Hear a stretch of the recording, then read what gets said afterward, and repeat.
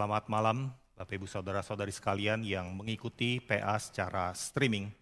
Pada malam hari ini kita bersyukur pada Tuhan boleh kita ada kesempatan untuk menggali firman Tuhan dan menekuni akan satu tema yang saya berikan judul pada malam ini, Spiritual Homelessness, Pilgrim's Spirituality. Jadi kalau pakai terjemahannya adalah satu yang menjadi gelandangan rohani, spiritualitas seorang musafir atau seorang pengembara. Mari sebelum kita mulai PA kita masuk di dalam doa memohon pertolongan dari Tuhan. Bapa di dalam surga, kami datang pada malam hari ini.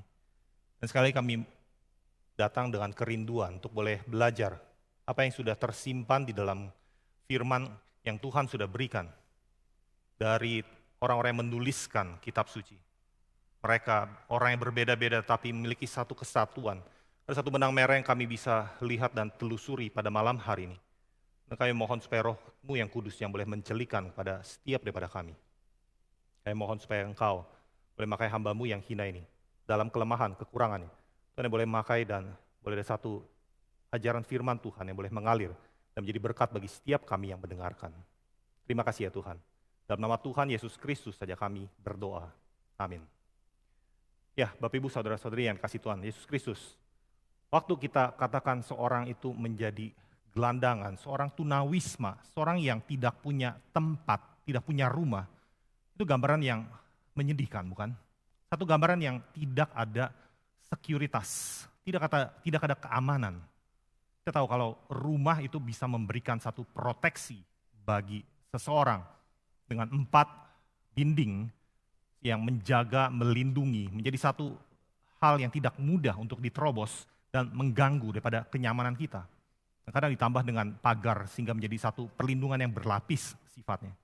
Maka orang yang tidak mempunyai rumah, yang homeless, tidak ada 4 dinding, tidak ada atap, jadi satu gambaran yang menyedihkan. Orang yang senantiasa bisa dilihat oleh orang lain terus-menerus, tidak ada private life di dalam kehidupannya. Nah, waktu saya menggumulkan akan tema ini, apakah ini satu tema yang biblical, yang scriptural. Tapi waktu menelusuri satu demi satu, ternyata ide ini begitu pervasif, begitu terjalin dengan indah dari awal sampai pada akhirnya. Kita lihat bagaimana misalnya contoh, kisah ketika Yakub menjadi seorang yang pelarian, dia harus melarikan diri menjadi seorang pengembara, dan dia harus tertidur di satu padang belantara dengan beralaskan hanya batu saja. Maka di sana dia melihat sebuah visi, yaitu visi bait Allah, Bethel, rumah Allah. Itu visi bait Allah sejati yang kembali tidak ada bangunannya, tidak ada dindingnya, tidak ada atapnya. Hanya visi yang dilihat waktu Yakub menaruh kepalanya. Ini gambaran yang kembali kita lihat nanti dalam kemah suci, bahkan bait suci yang sudah punya tempat yang lebih settle. Bagaimana kita bisa melihat dalam perjalanan sejarah keselamatan. Gambaran yang sejati adalah gambaran satu kerohanian, satu homelessness, satu perjalanan, satu journey. Dan Yakub yang sama di akhir usia masa tuanya, ketika dia bertemu dengan seorang Firaun, dia katakan, tahun-tahun pengembaraanku itu sebagai orang asing berjumlah 130 tahun. Dikatakan the days of the years of my pilgrimage. Menarik, bukan hanya dikatakan tahun-tahun kehidupanku sebagai pengembara, tapi dikatakan hari-hari, tahun-tahun pengembaraanku. Sebagai seorang yang asing. Itu yang dihidupi oleh Yakub 130 tahun. Bukan masa tahun-tahun yang mudah, tapi adalah tahun yang dilalui. Nah kembali, rumah adalah menjadi satu sekuritas bagi seseorang. Bahkan kita boleh katakan menjadi satu pusat dari kehidupan seseorang. Orang itu melakukan aktivitasnya akan seperti satelit yang berputar orbit dengan pusatnya itu adalah rumahnya. Dia akan melakukan kegiatan dan kembali kepada rumah tersebut. Itu yang dilakukan oleh orang-orang. Kalau tidak ada rumah yang menjadi pusat, maka bagaikan sebuah bintang yang bukan memiliki satu orbit yang dia bisa berputar terus-menerus, tapi yang tidak jelas lintasannya kemana. Bukankah kehidupan seperti ini, kehidupan yang kita katakan boleh seperti suatu hukuman sifatnya. Waktu meninggalkan satu tempat yang aman, meninggalkan comfort zone, menuju pada satu jalan yang tidak tahu entah kemana. Nah, apakah satu keadaan tidak memiliki rumah, ketunawismaan, Itulah satu penghukuman. Waktu kita lihat kitab suci, pertama-tama jelas kita lihat Adam dan Hawa, mereka menjadi gelandangan yang pertama. Mereka adalah orang tua kita, the first parents, bagi setiap umat manusia, dan mereka menjadi gelandangan yang pertama, karena mereka diusir oleh Tuhan. Tuhan sudah tempatkan mereka di satu taman yang indah, taman di Eden. Tapi mereka melanggar perintah Tuhan. Mereka makan buah pengetahuan yang baik dan yang jahat, dan akhirnya Tuhan menghalau mereka, dan dikatakan mereka diusir keluar dari taman di Eden tersebut. Dan ditempatkan oleh Tuhan kerubium yang menjaga jalan, supaya mereka jangan menuju kepada bukan taman di Eden tersebut, tapi menuju kepada pohon kehidupan, supaya mereka jangan mengambil buahnya dan makan daripada pohon kehidupan tersebut. Tapi Tuhan ketika mengusir daripada Adam dan Hawa, Tuhan bukan tidak memberikan pemeliharaannya. Tuhan tetap menjaga, Tuhan tetap memberikan anugerah umum kepada Adam dan Hawa. Tuhan memberikan pakaian untuk bertahan hidup. Tuhan tetap berikan tugas untuk mengusahakan tanah, sekalipun hasilnya tidak seperti apa yang diberikan oleh Adam dalam upaya pekerjaannya. Inilah kondisi daripada Adam dan Hawa waktu pertama kali mereka berbuat dosa dan akhirnya diusir. Jadi seorang outcast. Nah menariknya, setelah Adam dan Hawa, yang sebagai the first homeless parents, kita lihat hukumannya jauh lebih jelas lagi di dalam kehidupan yang bernama Kain. Seorang yang menggambarkan bagaimana Kain diusir. Ada seorang pelukis bernama Vernon Corman. Kain's fleeing before Jehovah's curse. Bapak Ibu yang sudah pernah mengunjungi Museum Sophia pernah melihat daripada lukisan ini, gambaran seorang kelompok manusia yang mengembara, yang berjalan seolah-olah tidak ada pengharapan di padang gurun yang gersang seperti demikian. Kelihatan sepertinya Kain yang paling tua berada di depan, memimpin. Ada orang-orang yang lebih muda yang kuat mengangkat, mengusung daripada kaum wanita, kaum yang lebih kecil, bayi-bayi, dan barang-barang yang mungkin berharga. Sementara yang lebih kuat, seorang laki-laki yang lain, itu berdiri dan membawa buruan dan berjalan di samping. Inilah gambaran yang dipikirkan oleh pelukis ini, Vernon ini. Dia memikirkan Kain yang membunuh saudaranya Habel itu diusir oleh Tuhan. Dan menarik Bapak Ibu sekalian, Kejadian pasal yang keempat yang mencatat kisah ini. Ayat yang ke-11 dikatakan, maka sekarang terkutuklah engkau, terbuang jauh dari tanah yang mengangakan mulutnya untuk menerima darah adikmu dari tanganmu itu. Dan ayat yang ke-12 dikatakan, engkau menjadi seorang pelarian dan pengembara di bumi. Inilah hukuman Tuhan kepada Kain. Jadi seorang pelarian, menjadi seorang pengembara. Dan ayat 16 mencatat bagaimana Kain pergi dari hadapan Tuhan dan ia menetap di tanah Nod di sebelah timur Eden. Tapi apakah setelah Kain pergi kemudian dia menjadi pengembara terus-menerus seperti apa yang dilukiskan oleh Vernon tersebut? Maka jawabannya tidak. Ayat selanjutnya, ayat yang ke-17, dikatakan bahwa Kain bersetubuh dengan istrinya, mengandung perempuan dan melahirkan Henokh. Dan kemudian Kain mendirikan suatu kota, dan kota itu dinamai seturut dengan nama anaknya, kota Henokh. Inilah gambaran daripada Kain yang waktu diusir, maka apa yang dilakukan? Dia membuat satu kota yang boleh melindungi dia, memproteksi dia. Dia diusir dari hadapan Tuhan, tapi dia membuat satu sekuritas bagi dirinya sendiri. Dan yang nanti kita lihat dalam perjalanan sejarah, bagaimana ada orang-orang pilihan, dan bagaimana orang-orang yang ditolak oleh Tuhan, orang-orang yang membunuh, orang-orang yang jahat seperti Kain, justru mencari sekuritas di tempat yang lain. Mencari sekuritas, membuat kota sendiri, membuat nama sendiri, berdasarkan nama daripada anak, cucu, dan keturunannya. Kontras sekali dengan nanti kita lihat dalam kehidupan misalnya Abraham. Nah Bapak Ibu sekalian, sebelum kita melanjutkan, kita melihat kembali apakah satu ketunawismaan itu merupakan satu penghukuman. Kalau tadi kita melihat sebagai satu pengeluaran, pengusiran dalam konteks ruang, konsep spasial, maka bagaimana kalau kita memikirkan dalam konsep waktu? Dan saya percaya kita harus memikirkan konsep ketidakada tempatan yang nyaman itu lebih dalam konsep waktu. Kita waktu melihat waktu, seringkali kita melihat waktu itu sebagai satu garis yang berjalan lurus. Kita gampang untuk dengan diagram Cartesian gitu ya, kita buat sumbu X, terus kemudian sumbu Y, dan sumbu X bisa kita ya katakan sebagai satu garis, satu waktu yang terus berjalan. Terus kemudian kita abstraksikan. Tapi apa yang terjadi adalah kita bukan hidup dalam realita yang seperti demikian, realita abstraksi. Kenyataan bahwa setiap kita hidup dalam realita waktu, realita yang berjalan bersama dengan waktu. Kita sedang di dalam realita waktu.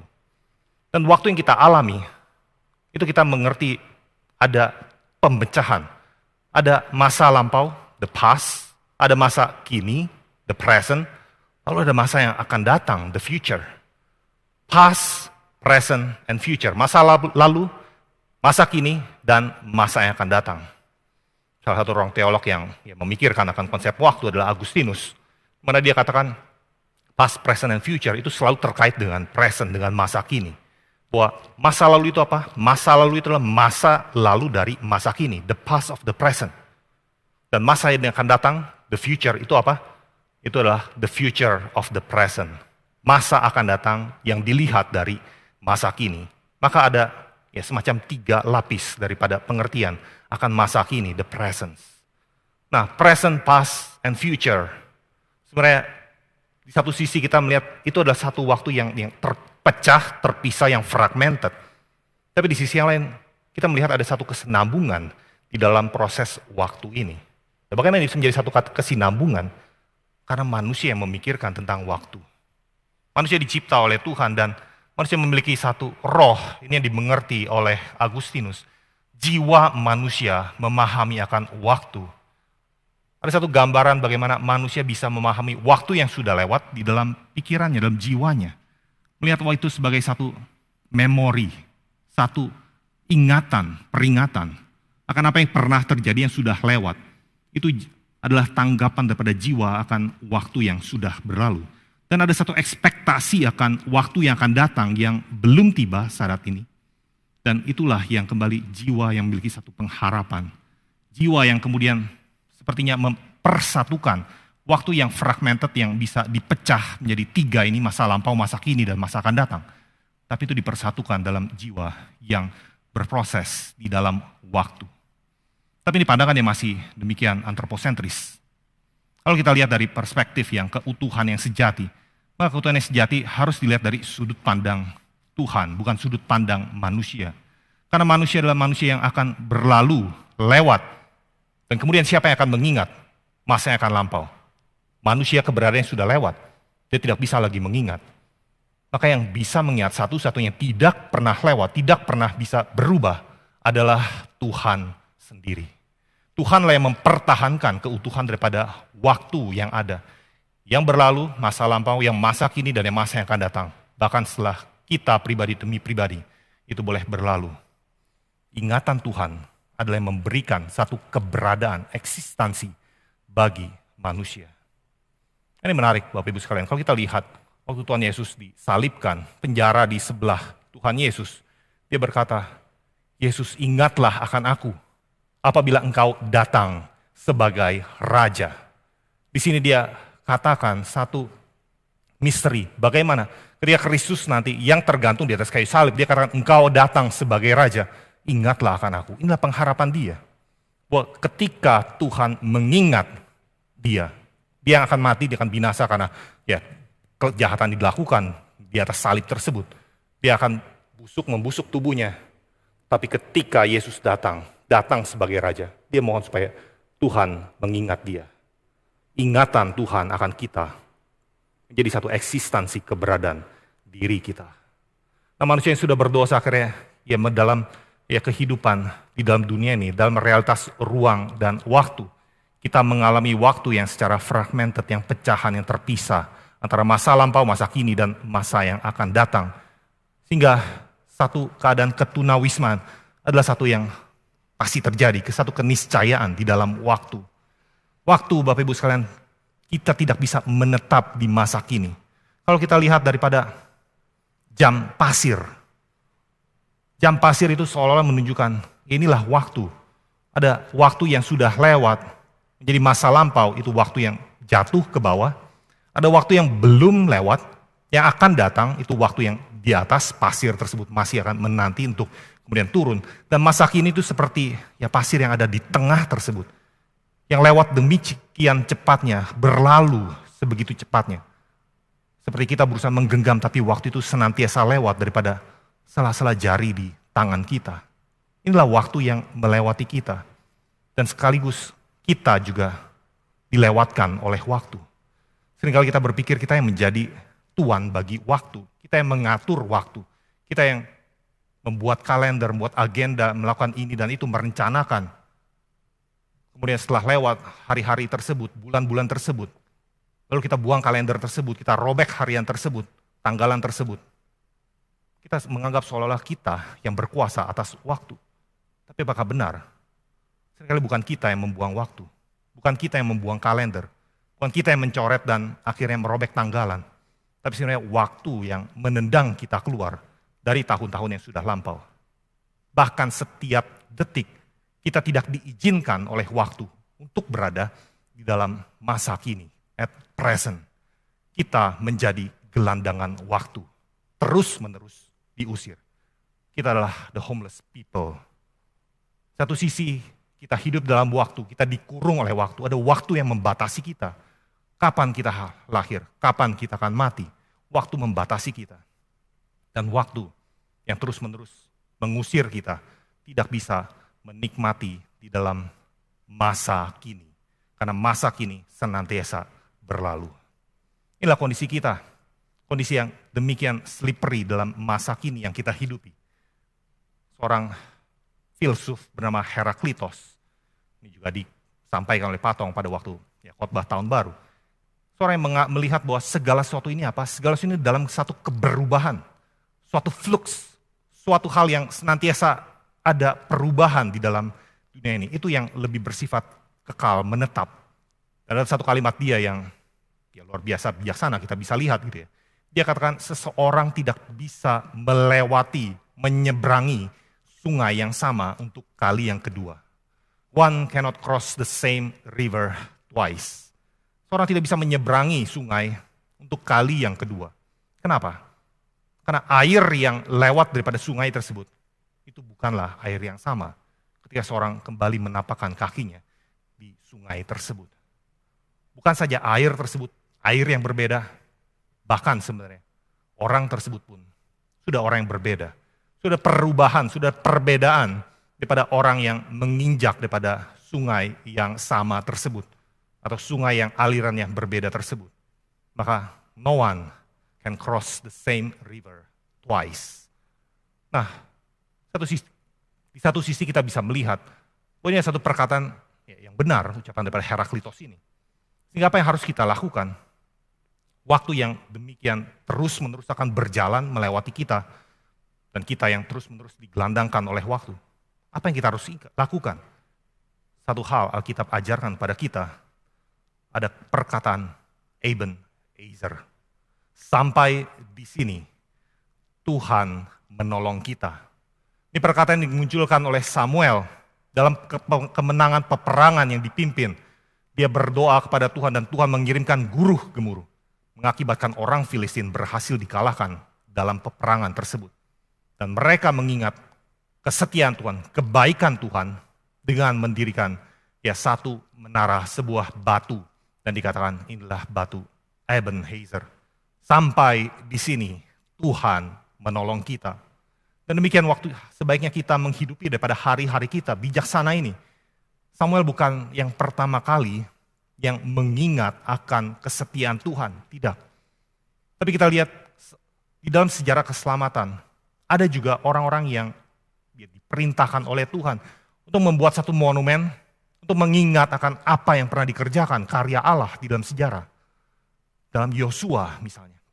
Yosua ketika menyeberangi sungai Yordan, Tuhan yang menyuruh, suruhlah daripada 12 suku tersebut, masing-masing mengambil sebuah batu. Dari sungai Yordan yang akan dipecahkan aliran airnya tersebut.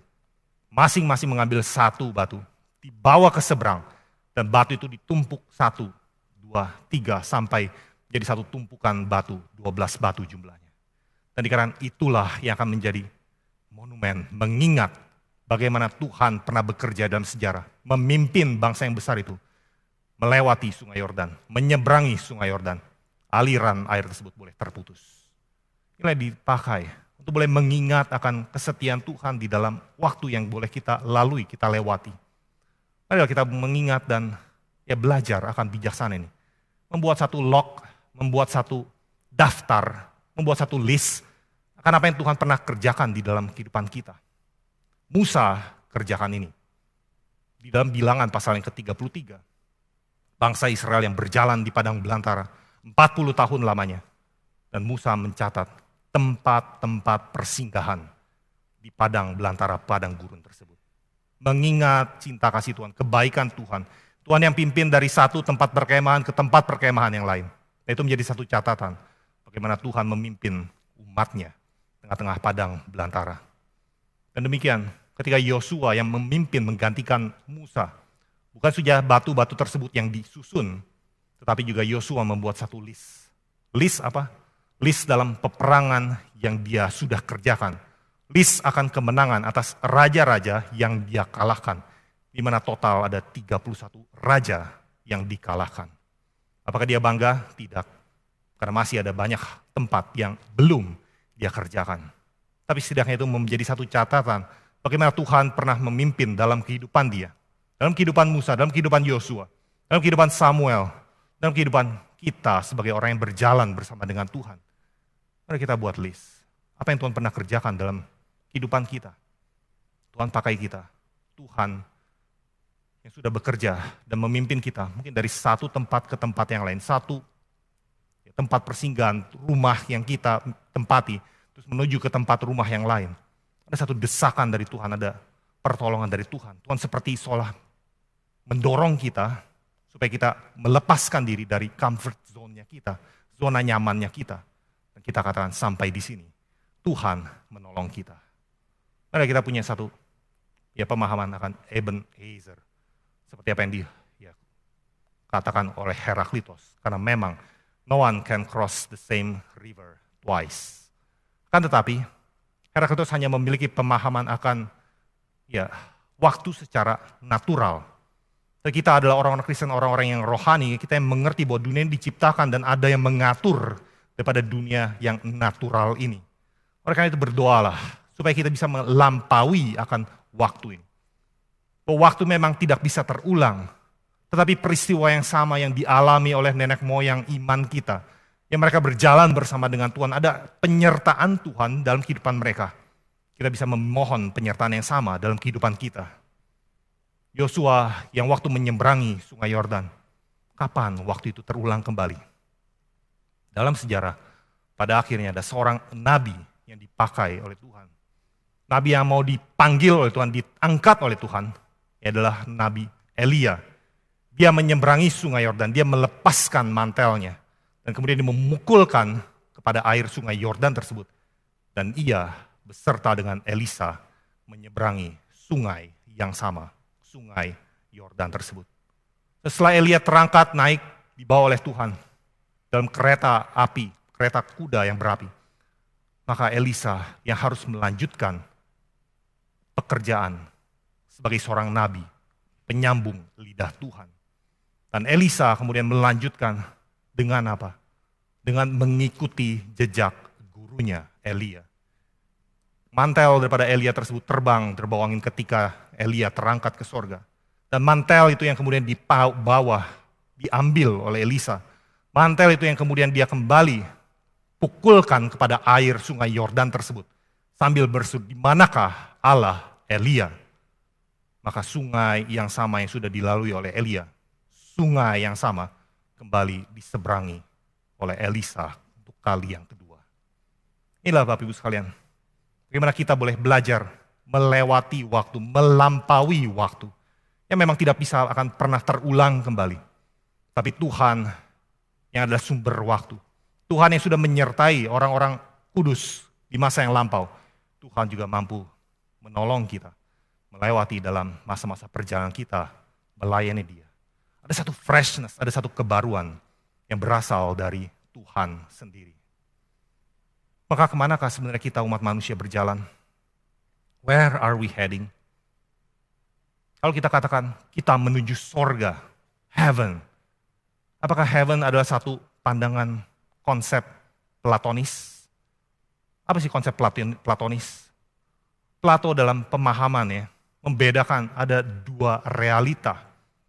Ada realita dunia idea, ada realita dunia yang kita hidupi di masa kini.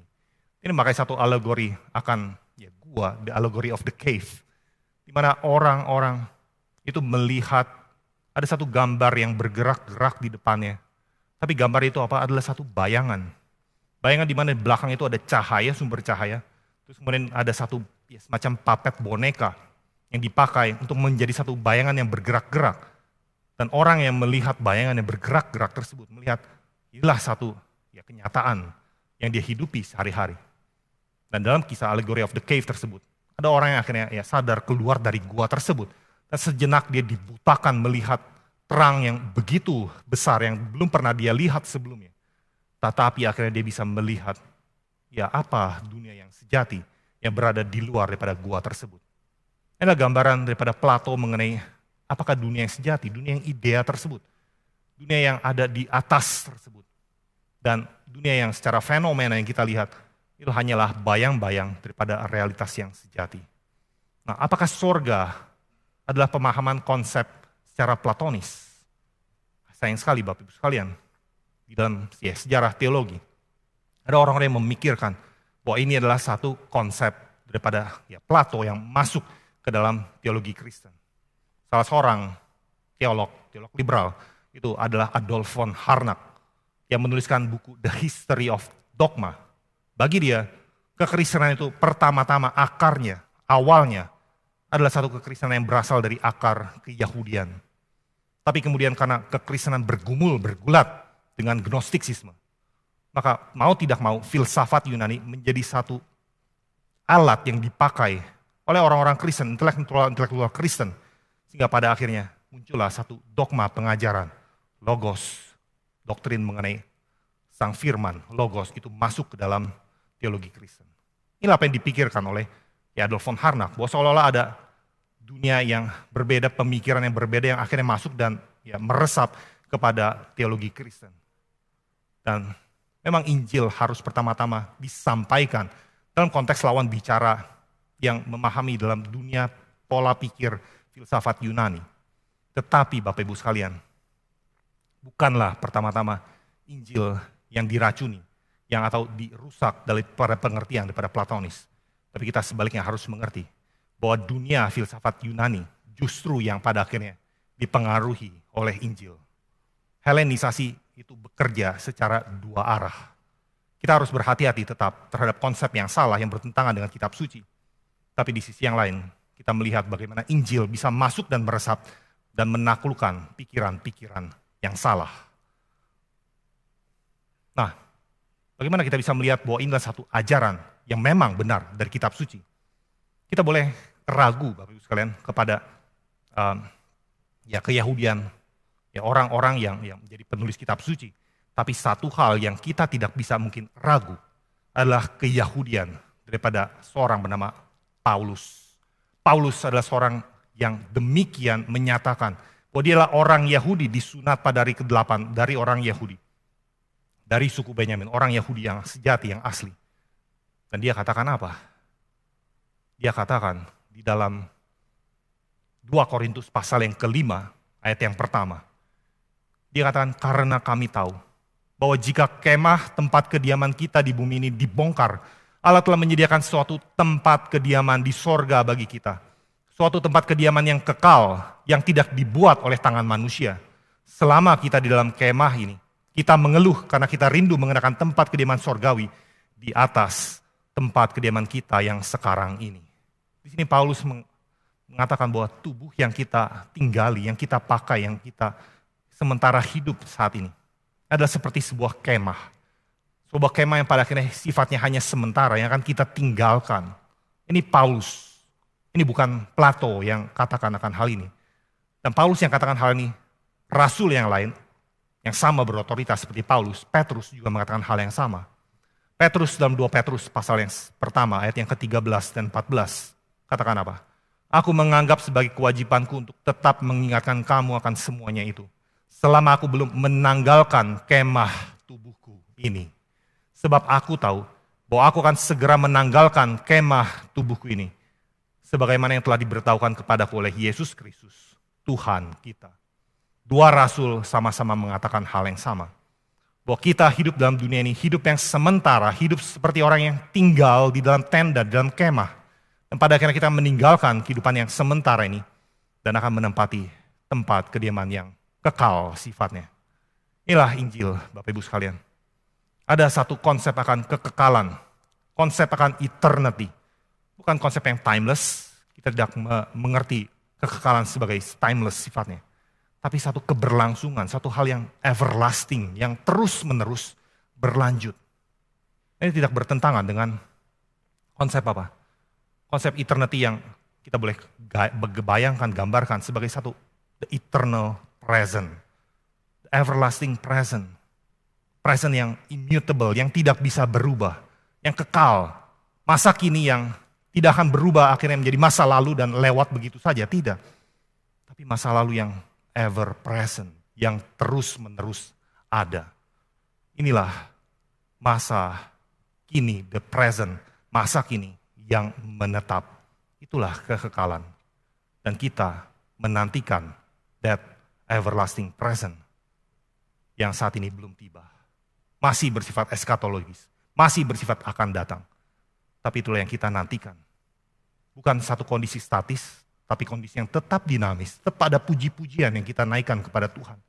Kudus, kudus, kuduslah Tuhan semesta alam. Itulah konsep akan masa kekinian. Tapi masa kekinian yang utuh. Masa kekinian, tapi masa kekinian yang tidak akan lewat, tidak akan binasa. Itulah eternity yang kita sedang menuju kepadanya. Nah, mari kita sekarang menelusuri. Dalam Alkitab, kita sedang menuju kemana? Kita dalam satu perjalanan, a pilgrimage to the eternal heaven. Seperti yang kita lihat bahwa Adam dan Hawa menjadi orang tua kita yang secara darah dan daging. Dan mereka yang diusir, mereka menjadi gelandangan yang pertama di dalam dunia ini. Tapi kita bukan hanya memiliki Adam dan Hawa sebagai bapa kita.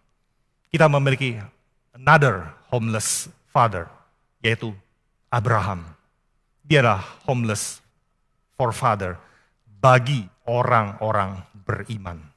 Inilah Abraham, bapa segala orang beriman, yang dipanggil oleh Tuhan keluar dari tempatnya, keluar dari kediamannya, meninggalkan bangsanya, untuk pergi kemana?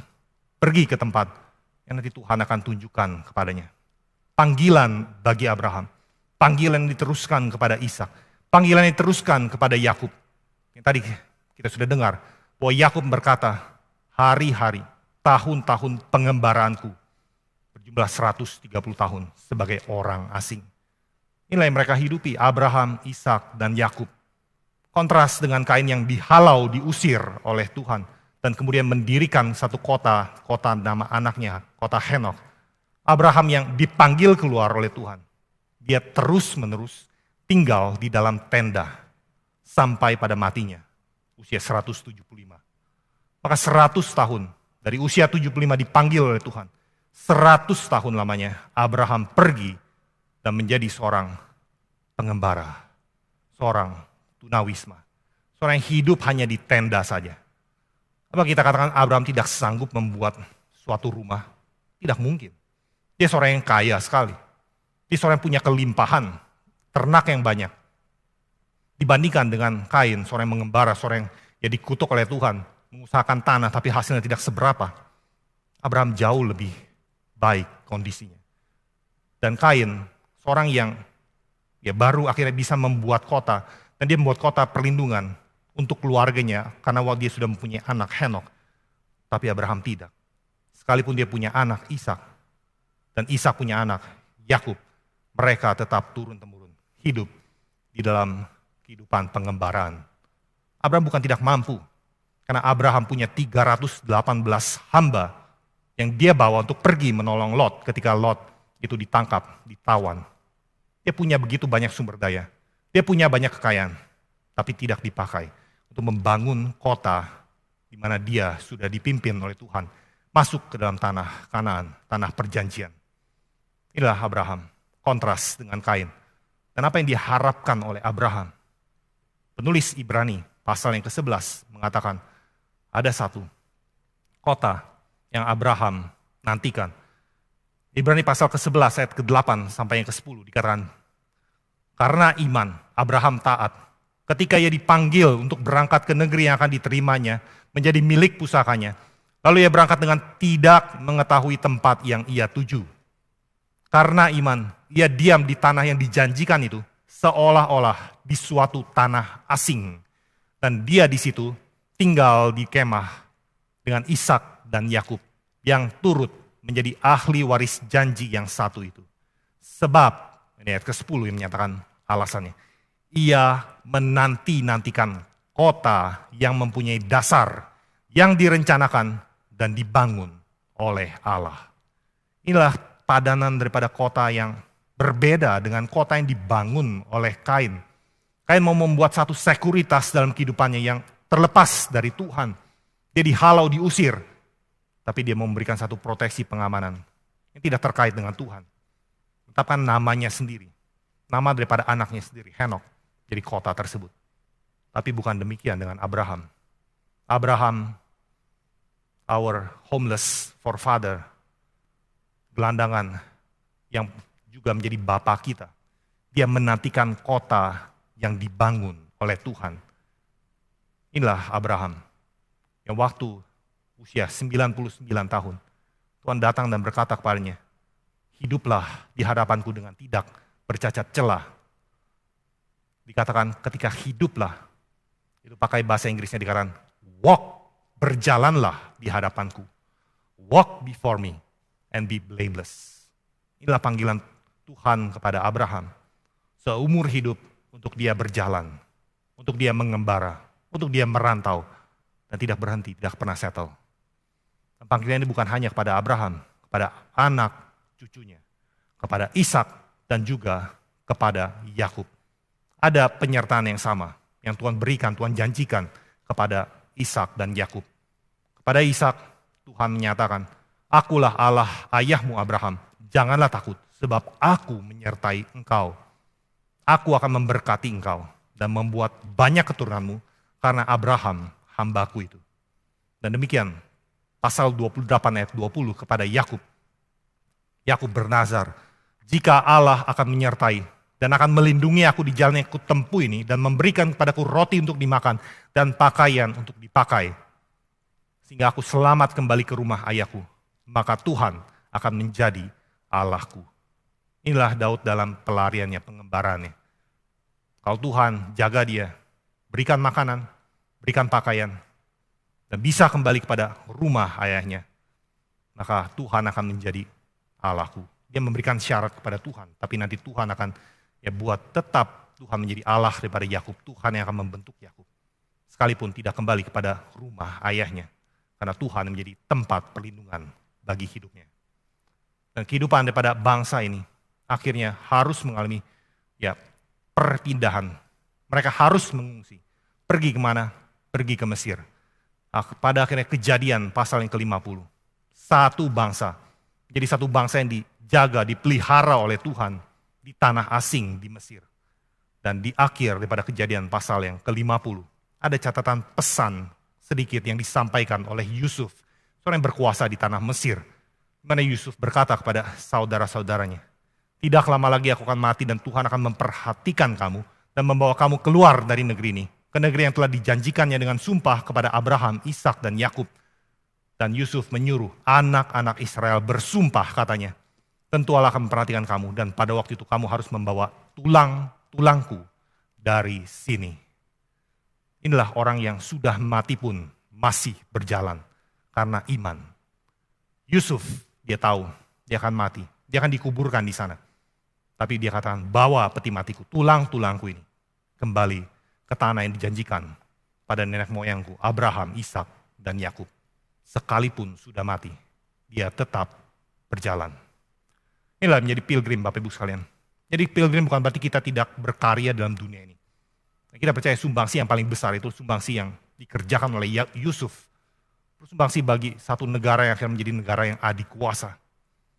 Tapi tetap dia memiliki iman bukan pada dunia yang here and now, tapi yang dijanjikan oleh Tuhan, yang dipromis oleh Tuhan.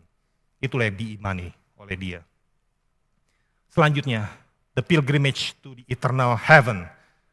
Setelah dari homeless forefathers, maka anak cucu keturunan daripada Yakub yang disebut Israel tersebut, mereka menjadi satu kumpulan yang besar, Bani Israel, dan akan menjadi satu homeless nation.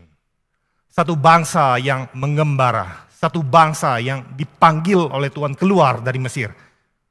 Memang mereka tidak nyaman di sana, mereka diperbudak. Tapi Tuhan yang memimpin pada waktunya sudah genap. Tuhan panggil seorang, siapa? A homeless leader. Musa adalah seorang yang merasa dirinya sebagai seorang pelarian, pengembara. Musa hidup selama 40 tahun. Pertama-tama di istana. Tapi setelah itu di 40 tahun kemudian, dia hidup di Midian. Hidup di padang belantara. Dan waktu dia hidup di sana, dia merasa dia sebagai seorang asing. Sehingga anak yang dilahirkan di sana, dia katakan itu adalah Gersom. Yang artinya no comfort. Dia adalah seorang asing di sana, as a stranger there. Dan kita tahu pada akhir kehidupan daripada Musa sendiri, Musa akhirnya tidak masuk dalam tanah yang dijanjikan. Kembali ada ketidaktaatan di sana. Tapi inilah Musa. Musa dipanggil Tuhan, a homeless leader. Dipanggil untuk memimpin a homeless nation. Keluar dari Mesir. Berada 40 tahun. Berada di padang belantara. Dan Tuhan sendiri yang memimpin umatnya. Inilah homeless nation yang begitu besar, bukan? Satu nation, satu bangsa. Seringkali diidentikan dengan di mana wilayahnya yang mereka tempati mereka diami. Tapi ini bangsa yang tidak ada tanah. Tapi tanah itu tanah yang dijanjikan oleh Tuhan yang mereka kemudian akan klaim. Ini adalah satu homeless nation. Dan kembali kita lihat Tuhan cukupkan secara sandang, Tuhan cukupkan secara pangan. Ulangan pasal ke-29 ayat ke-5 katakan, 40 tahun engkau mengembara, aku memimpin kamu berjalan. Tetapi pakaianmu tidak menjadi rusak, kasutmu juga tidak menjadi rusak di kakimu. Ada pemeliharaan Tuhan yang demikian luar biasa dalam tahun-tahun pengembaraan Israel. Dan demikian, dalam makanan yang mereka harus hidupi di padang belantara yang demikian sulit, ada penyertaan Tuhan. Setiap hari itu diberikan mana oleh Tuhan selama 6 hari. Pada hari Sabat berhenti, karena hari yang ke-6, hari Jumat, itu diberikan dengan lebih berlimpah 2 kali lipat. Inilah bangsa yang dipelihara dan dijaga oleh Tuhan. Satu bangsa yang Tuhan sungguh-sungguh perhatikan di dalam pengembarannya mereka. Musa adalah seorang yang mengatakan Gersom, anaknya, as a stranger there. Inilah refleksi daripada hati Musa yang tidak punya comfort. Tapi anak kedua dia katakan Eliezer, my God is help. Tuhanku, Allahku adalah yang memberikan pertolongan. Menarik Bapak Ibu sekalian. Kalau kita bandingkan nama yang diberikan oleh Musa kepada anaknya dan nama yang diberikan oleh Yusuf kepada anaknya, seolah-olah bertolak belakang. Ada satu tension di sana. Kalau dalam kehidupan Yusuf, dia memberi nama Manasye dan memberi nama Efraim kepada dua anaknya. Dan arti daripada nama itu dikatakan, Allah telah membuat aku lupa sama sekali pada kesukaranku dan kepada rumah Bapakku. Dan ayat yang pasal 41 ayat yang ke-52 dikatakan, nama Efraim artinya, Allah membuat aku mendapat anak dalam negeri kesengsaraanku. Seolah-olah Yusuf sudah settle, sudah berada di tempat yang Tuhan lupakan, membuat Yusuf melupakan kesukaran, penderitaan yang dialami dalam kehidupan dia. Tapi bagi Musa, sepertinya bertolak belakang. Dia berada dalam tempat yang asing. Tempat dia bergumul ketika dia harus melewati 40 tahun kehidupannya. Dan saya percaya kejadian 50 ada satu tujuan di mana nanti ketika kita mengerti bahwa kita menjadi orang-orang yang dipanggil untuk tersebar adalah untuk menjadi satu berkat bagi bangsa-bangsa yang lain. Ini adalah satu desainnya Tuhan. Desain untuk kita lepas daripada comfort zone-nya kita, dari zona nyamannya kita. Bangsa Israel, bangsa yang Jangan sampai menjadi bangsa yang settled, bangsa yang sudah established, sudah mapan. Tapi menjadi satu bangsa yang terus-menerus harus bersandar kepada Tuhan. Inilah Israel sebagai identitasnya yang terkait dengan Tuhan dalam relasinya. Maka dalam perjalanan bangsa ini, ketika bangsa ini sudah meninggalkan Mesir, sudah pernah mengalami 40 tahun hidup di padang belantara, dan waktu masuk ke dalam tanah perjanjian, tanah Kanaan. Dan mereka menjadi satu bangsa, satu kerajaan. Akhirnya ada satu waktu di mana Tuhan kembali membuat bangsa ini menjadi bangsa yang homeless. Menjadi satu bangsa yang diusir keluar, exile. Inilah daripada identitas Israel. Jangan lupa, jangan sampai pada satu kondisi kenyamanan dan akhirnya membuat satu keberdosaan dan melupakan akan Tuhan. Tuhan mau apa? Tuhan mau mengajar Israel untuk terus-menerus bergantung kepada Tuhan. Menarik Bapak Ibu sekalian. Apakah iman yang kita miliki, iman yang sejati, ketika kita berada dalam titik yang paling rendah, ketika kita hit rock bottom, apa kita memiliki iman yang sejati? Di manakah iman daripada satu bangsa yang sebelumnya sudah pernah mengalami masa kejayaan, masa Salomo, tapi kemudian terpecah menjadi dua kerajaan, kerajaan utara dan kerajaan Yehuda. Dan kemudian kerajaan utara hancur oleh Asyur. Dan kemudian kerajaan selatan, kerajaan Yehuda, itu ditawan dan diusir, dibuang ke Babel. Apa yang masih memiliki satu iman yang bisa dipertahankan, dipegang oleh satu bangsa yang menjadi seperti nol kembali. Menjadi exile, menjadi tidak memiliki apa-apa kembali. Apa yang bisa diimani? Ketika Yerusalem hancur, ketika bait Allah hancur, ada seorang nabi yang menuliskan satu kitab yang indah, kitab ratapan. Dan tengah-tengah ratapan yang dia tuliskan, satu tangisan, satu kesedihan. Maka ada satu kalimat yang demikian menyejukkan hati. Bahwa kasih setia Tuhan itu selalu baru setiap harinya. Dan ratapan pasal ketiga ayat yang ke-24 menyatakan, siapakah Tuhan? Tuhan adalah bagianku, kata jiwaku. Oleh sebab itu, aku berharap kepadanya. The Lord is my portion, says my soul, therefore I will hope in Him. Inilah iman pada saat paling rendah, pada saat kena pada dasar yang tidak bisa lagi lebih rendah daripada itu. Hit the rock bottom. Apakah yang Israel harus miliki? Percaya Tuhan adalah bagianku. Perkataan ini Bapak Ibu sekalian, perkataan yang pertama-tama diajarkan oleh Tuhan kepada Israel, kepada satu suku, yaitu suku Lewi. 12 suku yang lain itu mendapatkan bagian-bagian mereka. Tanah yang diberikan. Tapi ada satu suku yang tidak mendapatkan tanah ketika masuk ke dalam tanah perjanjian. Karena dikatakan the Lord is their portion. Tuhanlah bagian mereka. Ketika semua itu sudah hilang, mereka ditawan, mereka dibuang, mereka harus meninggalkan tanah itu. Kekayaan semua diangkut ke Babel. Maka apa yang mereka miliki? Iman yang Tuhan ajar kepada bangsa itu. Seperti kepada suku Lewi. Ingatlah, hai jiwaku, the Lord is your portion. Tuhanlah bagianku. Tuhanlah pusakaku. Inilah kehidupan bangsa Israel as a homeless nation. Dan nanti Tuhan akan bawa kembali. Ada tensional points, Bapak Ibu sekalian. Waktu kita melihat antara umat yang dikumpulkan oleh Tuhan dengan umat yang disebarkan oleh Tuhan. Menjadi gathered nation dan scattered nation. Kain waktu dihalau dia membuat satu kota. Babel itu Tuhan mau mereka tersebar, mengelilingi mengisi daripada dunia ini. Tapi mereka mau membuat satu kota, satu menara yang tinggi, dan membuat nama bagi mereka sendiri. Lalu bagaimana dengan Israel? Dalam Israel, perjanjian lama, kita lihat ada bagian-bagian yang seolah-olah ada berpusat, ada berkumpul, ada gathered. Itu apa? Waktu membicarakan mengenai Yerusalem, waktu membicarakan tentang Sion, waktu membicarakan tentang bait Allah. Tapi di sisi yang lain kita melihat ada pentingnya bangsa Israel itu disebarkan menjadi bangsa yang diaspora, yang tersebar supaya apa? Menjadi berkat bagi bangsa-bangsa lain.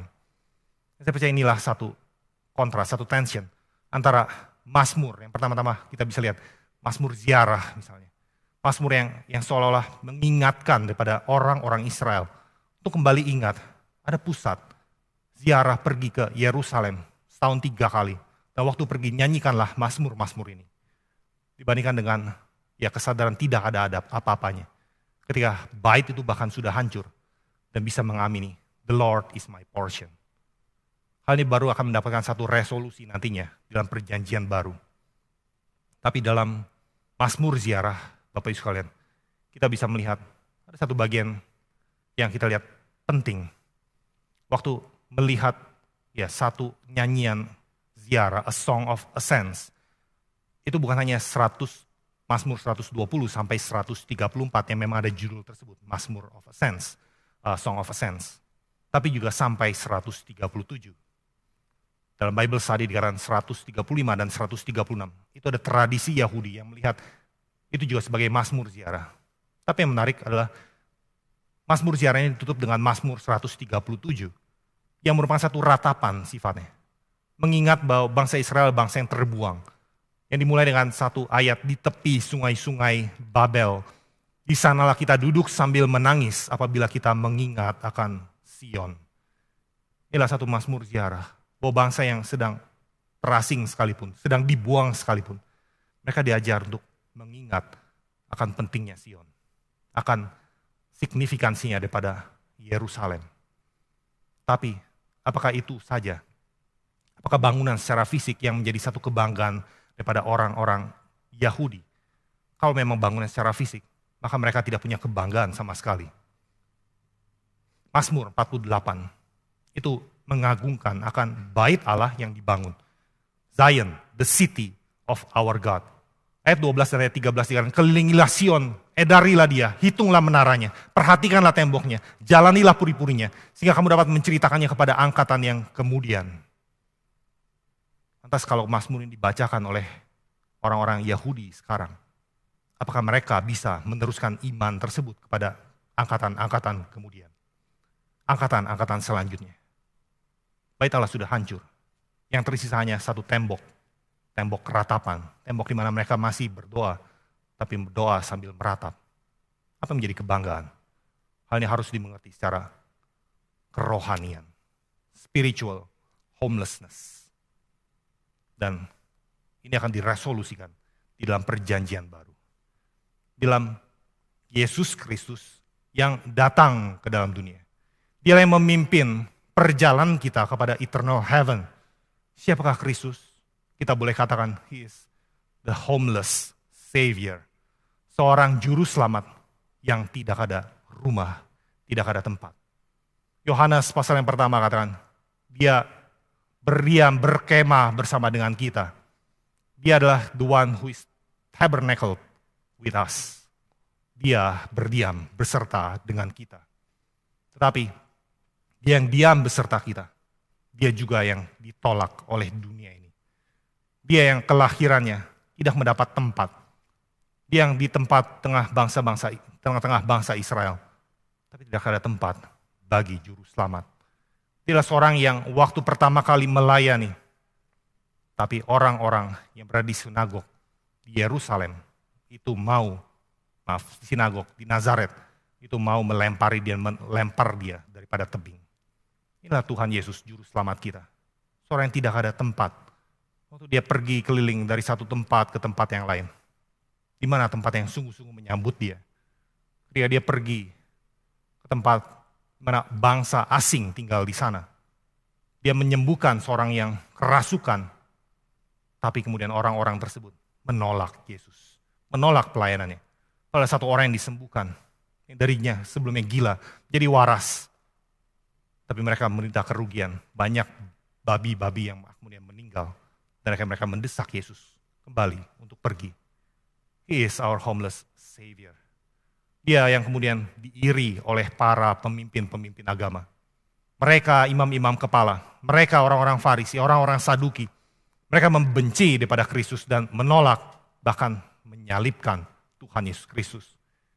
Inilah Yesus yang ditolak, bukan saja ditolak, bahkan dikhianati oleh muridnya sendiri, Yudas.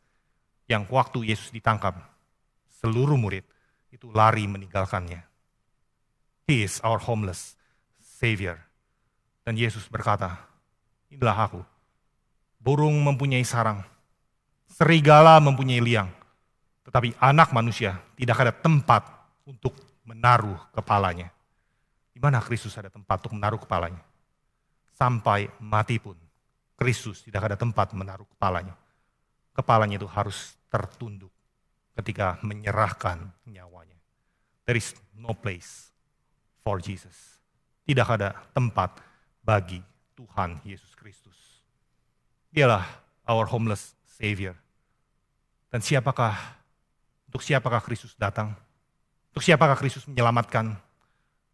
Kristus datang untuk menyelamatkan mereka yang menjadi pasangannya, mereka yang menjadi tunangannya, yaitu menjadi tunangan yang juga homeless. The one who walks. Seorang yang juga berjalan, seorang yang juga tidak ada tempat di dalam dunia ini. Seorang yang di dalam dunia ini, in this world, but not of the world. Berada di dalam dunia, tapi bukan berasal dari dunia. Inilah gereja. Gereja yang harus memahami kembali bahwa kita adalah seorang yang berbeda dari dunia ini. Kita adalah pendatang, kita yang hidup hanya sementara dalam dunia ini. Kita orang yang dipanggil untuk menjalani jalannya Tuhan. Bapak Ibu sekalian, apakah sebutan bagi orang Kristen mula-mula? Bukan orang Kristen, bukan gereja, tapi sebutan satu sekte jalan Tuhan. The way. Kisah para Rasul pasal 9 ayat yang pertama.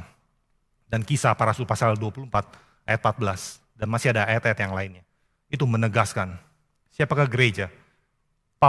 Saulus waktu itu menghadap imam besar dan meminta surat kuasa daripadanya. Supaya jika ia menemukan laki-laki atau perempuan yang mengikuti jalan Tuhan. Inilah orang-orang yang ikut Tuhan Yesus Kristus. Orang-orang yang dikenal sebagai bagian daripada sekte jalannya Tuhan. Dan demikian pasal 24 ayat 14.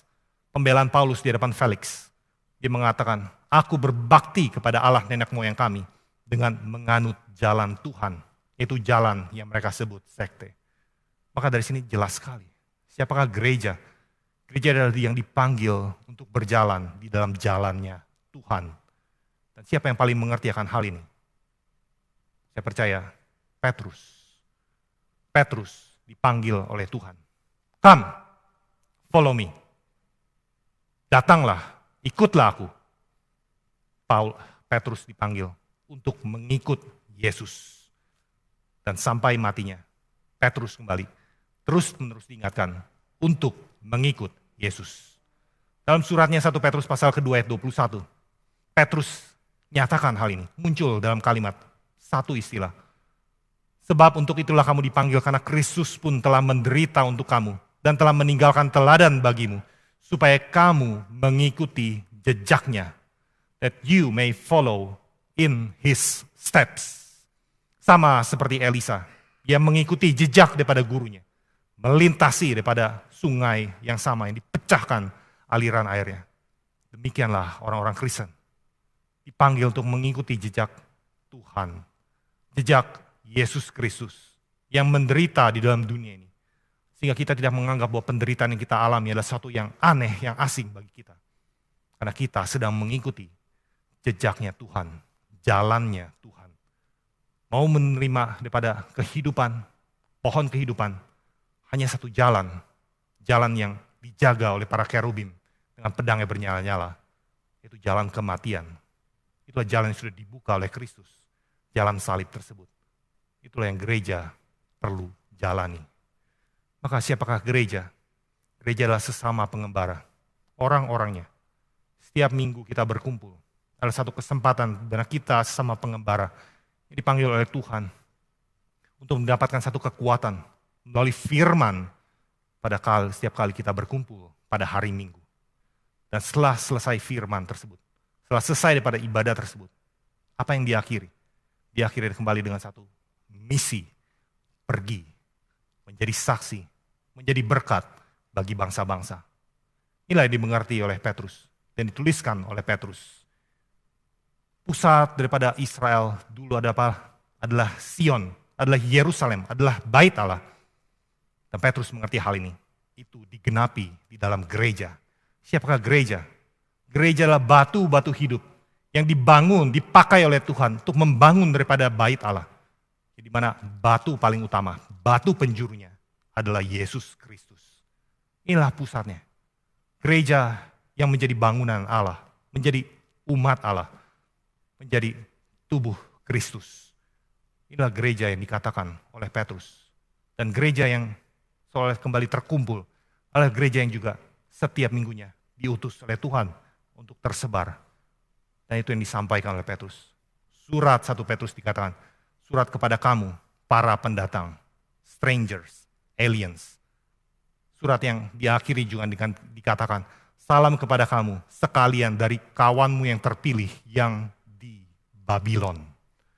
Babylon pada saat itu sudah tidak ada. Karena Babel sudah dihancurkan oleh Persia. Persia sudah dihancurkan oleh Alexander Agung, kerajaan Yunani. Dan kerajaan Yunani sudah dihancurkan oleh kerajaan Romawi. Maka apa yang menjadi referensi daripada Babel adalah kota yang demikian berkuasa, tapi melawan Tuhan. Kota yang demikian berkuasa, dan menjadi satu tempat di mana umat Tuhan dulu pernah ditawan dan dibuang ke sana. Dan itulah gambaran yang disampaikan oleh Petrus. Salam kepada kamu sekalian dari kawanmu yang terpilih, yaitu gereja yang lain yang berada di Babel. Dan kemungkinan besar itulah Roma, di mana Petrus menuliskan suratnya. Maka ada satu eko daripada Mazmur 137. Kita hidup dalam satu pengembaraan, kita hidup dalam satu kondisi terbuang, terpisah. Tapi di sisi yang lain, kita sedang menjalankan misi Tuhan. Menjadi berkat bagi bangsa-bangsa yang lain. Dan inilah yang dilakukan, diingatkan oleh Petrus untuk mengikut jejak Kristus. Maka apakah langkah pertama gereja? Apakah tugas pertama gereja sebagai the homeless spouse dalam dunia ini? Kristus yang memberikan tugas, Kristus yang memberikan mandat. Langkah pertama itulah pergi.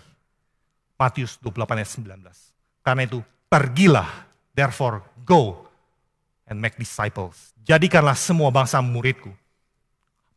Dimulai dengan langkah pertama, langkah berjalan, langkah pergi untuk menggenapi janji Tuhan kepada Abraham.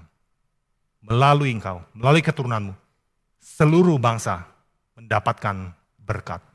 Dan gereja akan menjadi berkat ketika gereja melangkah pergi dan menjadikan seluruh bangsa murid Kristus, mengajar mereka melakukan segala yang Kristus sudah perintahkan. Inilah penggenapannya. Gereja as the homeless spouse.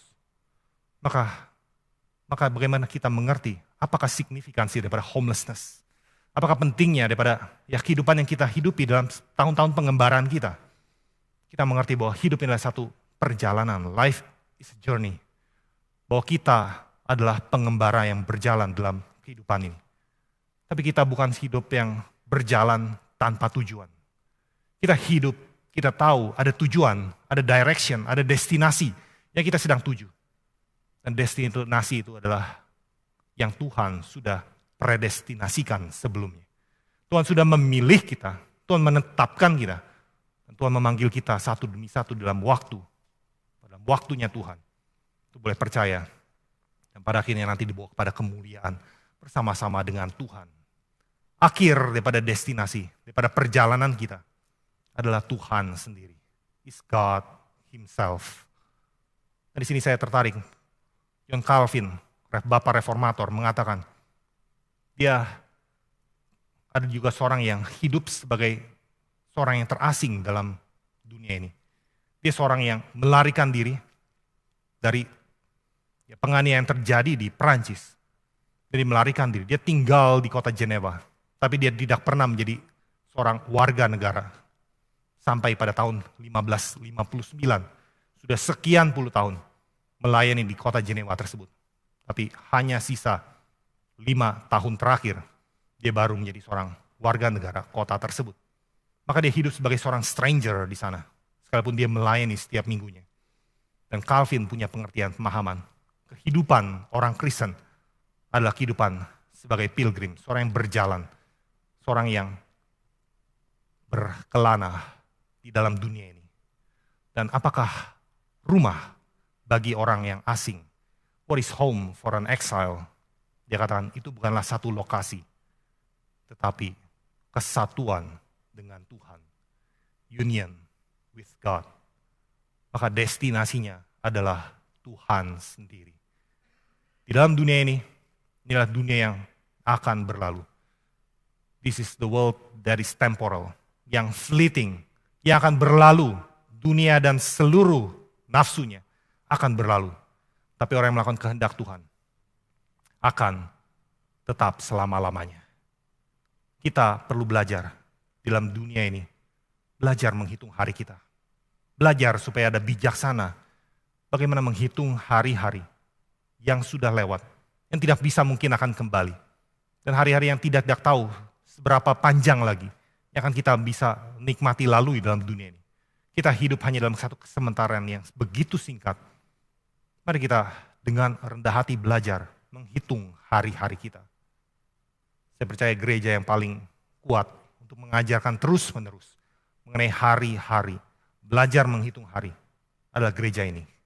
Gereja GRI, di mana setiap tahunnya, akhir tahun, awal tahun, setiap jemaat itu akan diberikan satu keluarga, sebuah kalender.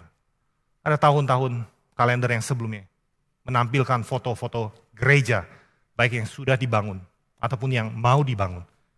Itu mengajarkan kita bagaimana menghidupi hari-hari, bagaimana mengingatkan pekerjaan Tuhan. Ada satu karya yang perlu dikerjakan, dibangun, diselesaikan. Tidak salah mengatakan gereja itu menjadi satu sebagai bangunan, seolah seperti Sion, sebagai yang diperhatikan menaranya, diperhatikan sekelilingnya, diperhatikan pilar-pilarnya. Untuk kita boleh ceritakan kepada anak cucu keturunan kita, bagaimana Tuhan sudah memimpin, sehingga akhirnya bangunan demi bangunan yang dibangun tersebut, gereja tersebut, boleh jadi. Inilah yang pertama. Tapi juga pernah ada satu kali, satu tahun, apa yang ditampilkan menjadi sampul daripada kalender tersebut adalah tokoh-tokoh kebangunan rohani, revivalist, mereka yang menjadi penginjil. Dan di situ kembali kita diajarkan oleh Tuhan bagaimana menghitung hari-hari kita, bagaimana melihat ada pekerja-pekerja Tuhan, ada hamba-hamba Tuhan yang dipanggil oleh Tuhan, pernah membangunkan gereja, pernah membangkitkan satu arus yang baru, dan membawa gereja kembali kepada kemuliaan Tuhan. Dan di situ kita belajar untuk mendoakan hamba-hamba Tuhan, belajar mendoakan mereka yang sudah pernah dipakai oleh Tuhan, belajar mendoakan mereka yang masih bersama-sama melayani bersama dengan kita, dan belajar mendoakan ada persiapan daripada generasi yang baru yang akan Tuhan tumbuhkan untuk menjadi penerus tongkat estafet berikutnya. Di situ kita belajar. Dan tahun ini kita menerima kalender yang sampulnya adalah vas-vas yang indah. Satu kebudayaan, satu porselin yang dari tidak gampang untuk ditemukan dalam dunia ini.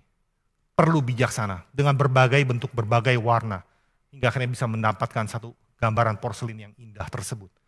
Yang kembali dalam anugerah Tuhan. Yang dalam pimpinan Tuhan melalui hambanya, Pendeta Stephen Tong, boleh ada porselin-porselin tersebut yang kita boleh lihat dan saksikan. Di sini kita juga belajar menghitung. Setiap bulan kita ganti, melihat bagaimana Tuhan pernah bekerja dalam sejarah. Bahkan dalam sejarah, bukan sejarah keselamatan, sejarah orang-orang dunia sekuler. Pun ada bijaksana yang Tuhan berikan, sehingga boleh ada karya-karya kebudayaan yang boleh menjadi berkat sampai sekarang. Inilah Bapak Ibu sekalian, bagaimana kita belajar menghitung hari-hari kita. Melihat tahun-tahun pengembaraan kita adalah tahun-tahun yang di dalam tangan Tuhan. Tahun-tahun yang kita serahkan kepada Tuhan. Tahun-tahun yang dimana kita mau dipakai oleh Tuhan lebih dan lebih lagi. Live as a pilgrims. Pada akhirnya ada dua macam, ada dua jalan yang Tuhan tunjukkan kepada kita. There are two kinds of homeless people. Setiap daripada kita adalah gelandangan. Setiap daripada kita adalah yang diusir dari waktu. Tapi kita orang yang seperti apa? Apakah orang yang seperti Kain yang pentingkan here and now? Yang pentingkan jalan, bukan jalan orang benar, tapi melakukan jalan yang salah? Apakah kita orang-orang yang membangun, mendapatkan sekuritas dalam here and now yang kita upayakan sendiri?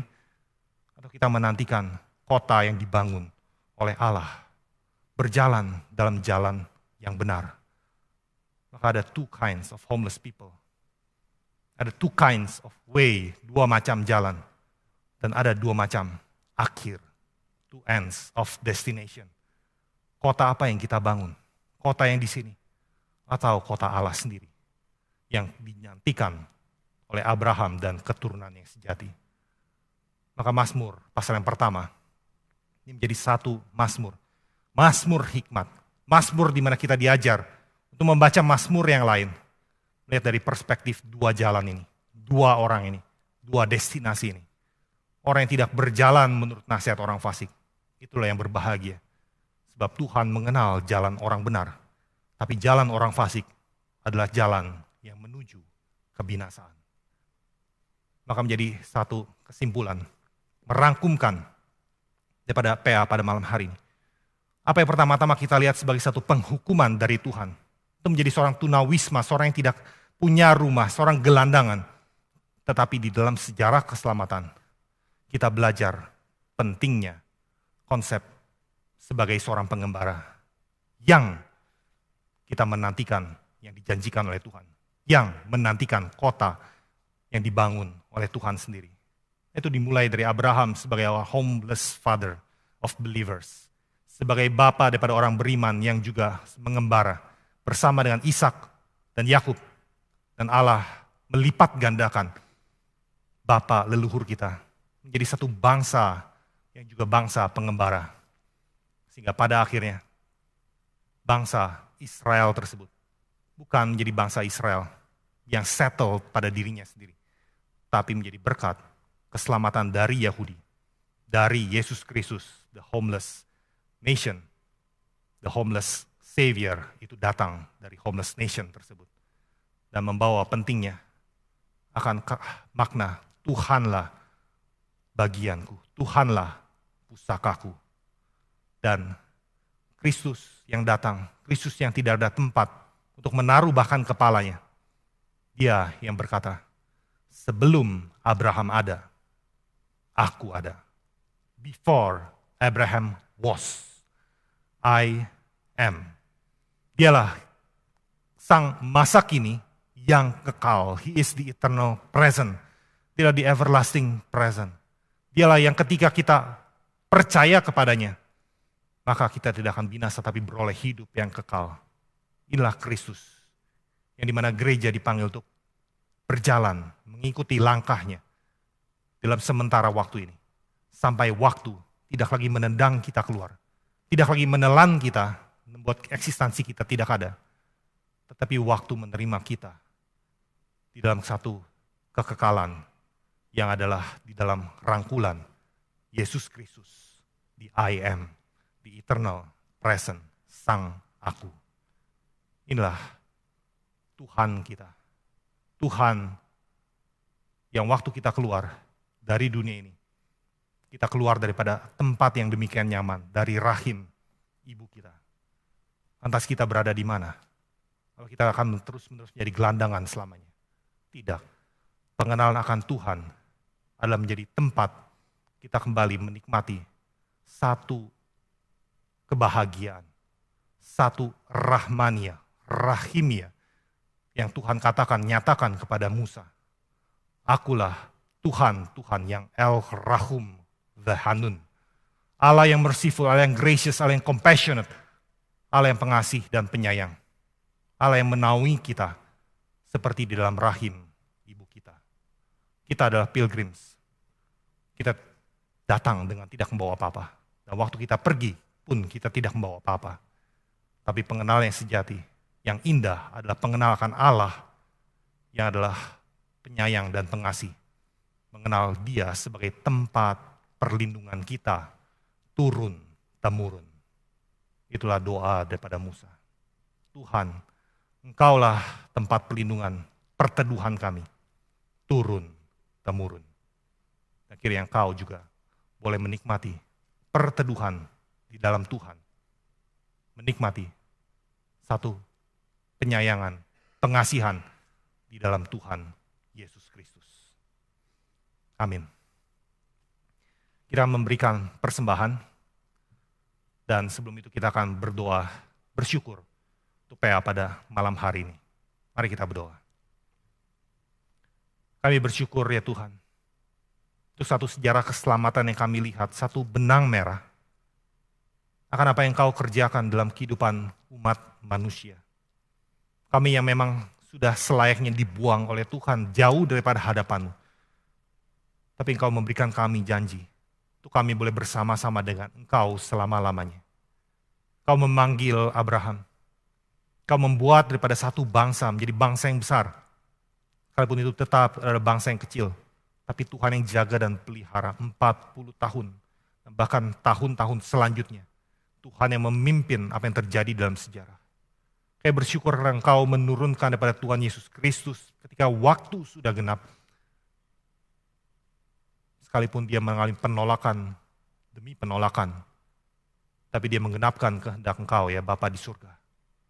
Untuk membuka jalan bagi kami. Untuk kami boleh kembali kepada Engkau. Dan kami boleh nantinya menikmati satu kebersamaan. Berdiam selama-lamanya. Terima kasih ya Tuhan untuk kebaikan Tuhan. Dalam sejarah keselamatan. Kau bangkitkan gereja-Mu. Kau berikan hamba-hamba Tuhan. Kau berikan satu kebangunan demi kebangunan. Bahkan gereja Reform Injili Indonesia. Yang Tuhan berikan di bukan hanya Indonesia tapi juga di seluruh dunia. Kami berdoa, kiranya Tuhan yang boleh memimpin. Jangan biarkan kehidupan tahun-tahun kami berlalu dengan sia-sia. Tapi ajarlah Tuhan, untuk kami menjadi seorang yang di dalam pengembaraan kami, menikmati penyertaan pemeliharaan Tuhan dan menjadi berkat bagi bangsa-bangsa yang lain, bagi orang-orang lain. Ya Tuhan yang boleh menyatakan kehendak Tuhan dan menggenapi dalam kehidupan kami pribadi lepas pribadi. Dalam nama Tuhan Yesus Kristus saja kami berdoa. Amin. Ya, kepada kita diberikan kesempatan untuk boleh memberikan persembahan. Akan ada QR Code yang akan ditampilkan di layar. Tuhan memberkati kita semua.